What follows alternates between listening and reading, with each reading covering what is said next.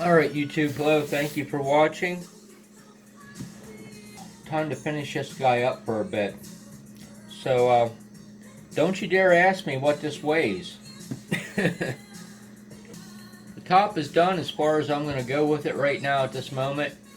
Me and the hardware store aren't getting along, and I'm just getting tired of nickel and diming on fasteners. So, man, I got a whole variety of everything up there.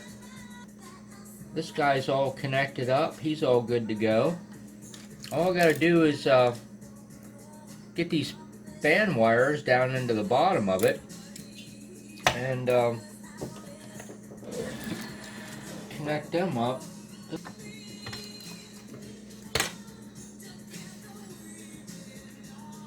That's the best way to flip this.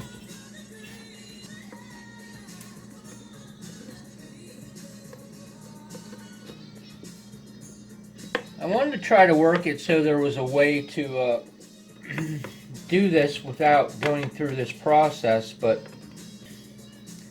I didn't come up with a way that I felt was overly attractive to do.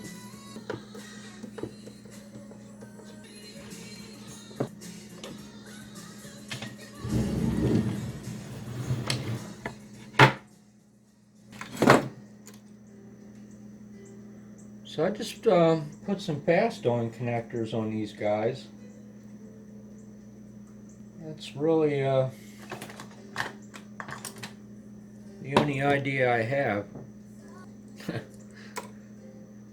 think I put a little bit too much epoxy on them, maybe. I don't like crimping fast-on connectors, so what I do is cut the ends back on them,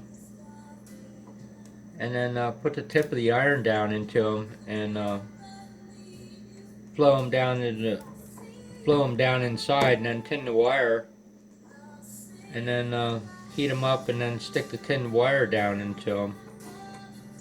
So it kind of exposes the ends of them. So that's why I go through and epoxy them. But in all actuality, it's actually not a bad idea to do that anyway, because this smaller Teflon wire, stranded wire, likes to break when it's flexed a lot. It's really not a good choice for stuff like this. So usually I put epoxy on them anyway. If it's like a board connection or something.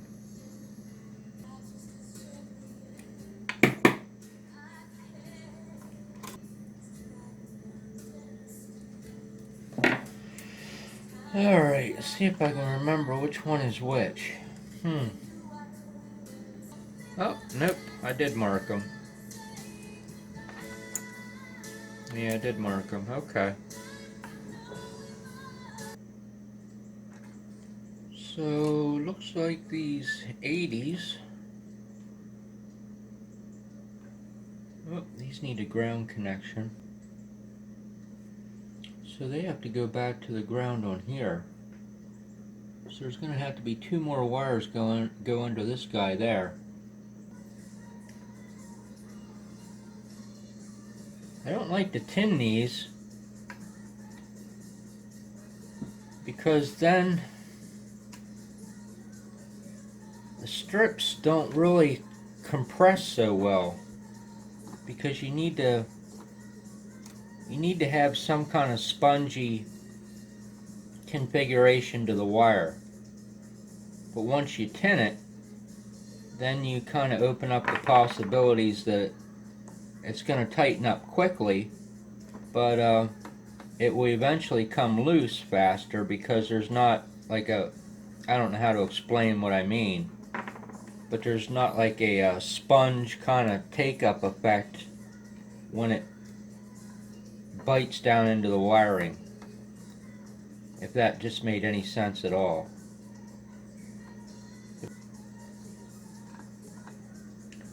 Might just have to pull them all into one. That might be a better route.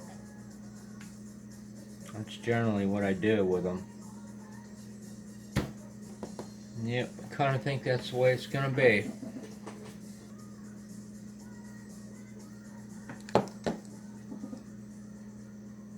If I don't do this, chances are one of them will probably slide out of there.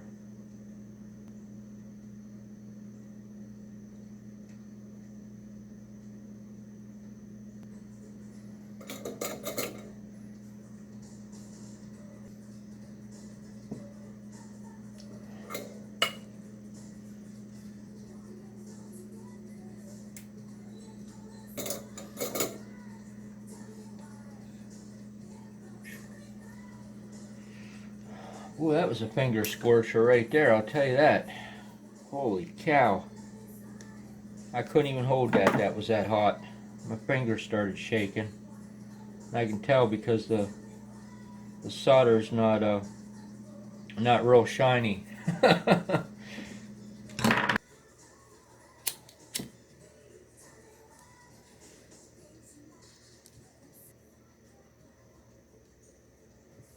Alright, that's right.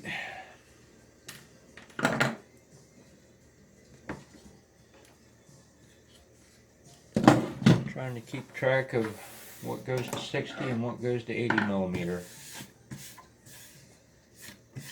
I don't know if I'll paint this at some point in time or not.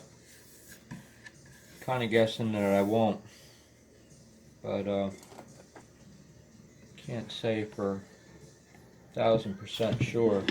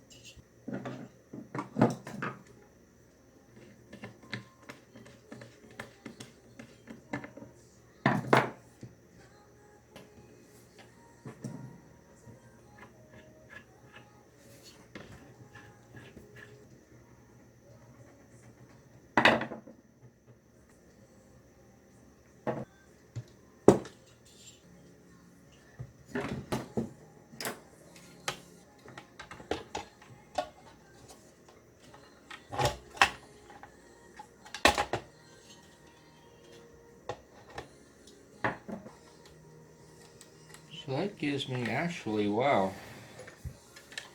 I was thinking there was going to be a lot of extra wire, but if it goes around the back, there actually isn't any extra wire. I mean, I was actually going to cut them back.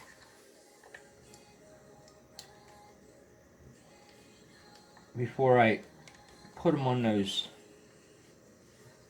terminals, but I'm kind of glad I didn't. Because they would have been too short.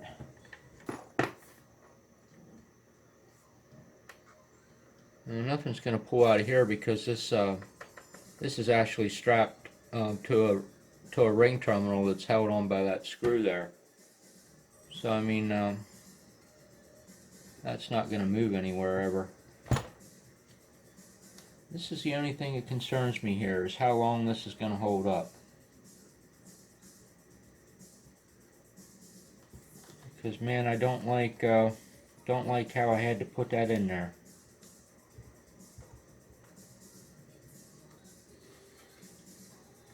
These pins fit very, very tight.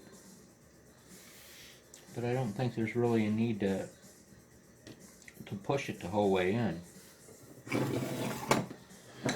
I don't know. I have to put the screws in the top and get that together.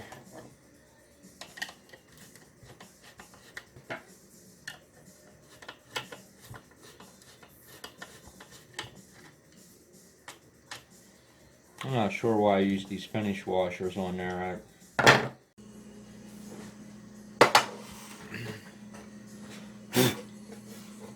So that's as far as I'm taking this project at this time. Maybe another day down the road I'll pick it up and do something with the RF section in it. Don't know.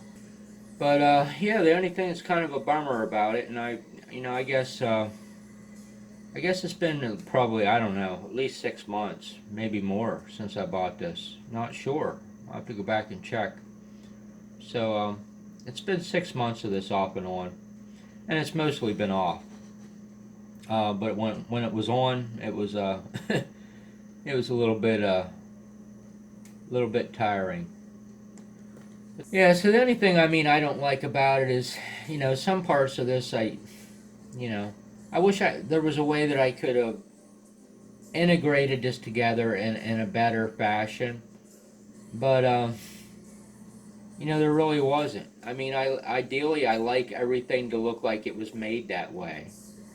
And I guess from an aspect of me doing it, I guess it looks like it was made that way. But what I mean is from like a manufacturing standpoint. So, I wish there was some way that I could have blackened this up. I wish I could have integrated this all into one common panel and made it look like it was, I don't want to say an afterthought because, but